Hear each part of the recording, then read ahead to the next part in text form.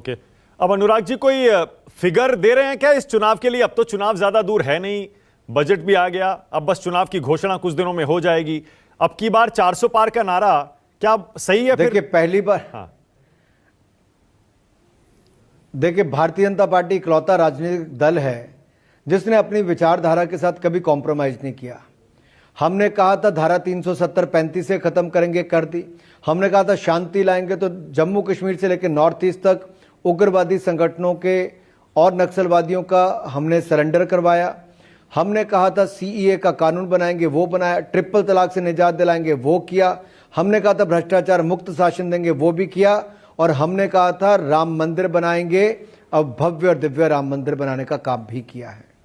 तो ये सारी उपलब्धियां और दूसरा मोदी जी का नेतृत्व जो दुनिया के लोग आज उम्मीद के साथ देखते हैं, दुनिया के सर्वाधिक लोकप्रिय नेता के रूप में, अगर वो है तो 2014 में 282 सीटें थी, 303 हमारी बनी 2019 में, तो अब की बार 400 पार।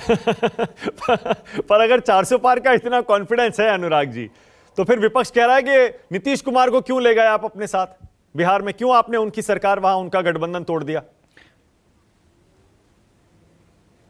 देखिए बिहार ने पिछले 1.5-2 साल ऐसे देखे कि जंगल राज रिटर्न्स, लालू यादव, तेजस्वी यादव का आना, गुंडागर्दी, भ्रष्टाचार और हर तरह के गलत कार्य वहां पर हो रहे थे, दिन दिहाड़े हत्याएं हो रही थी, जिसको देखकर नीतीश जी भी बहुत एक तरह से असहाय महसूस कर रहे थे। और उन्होंने भी ये मन बनाया कि अगर बिहार को बचाना है तो भाजपा के साथ जाना है।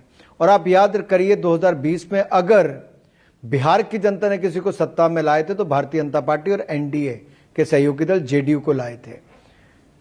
और एक बार फिर हम इकट्ठे हुए। पिछली बार 40 में से 39 सीटें जीती थी, अब की बार 40 की 40 जीतेंगे। Thank you so much Anurag ji, news 24 पर आने के लिए, हमसे बातचीत करने के लिए बहुत बहुत धन्यवाद। बहुत धन्यवाद। Thank you.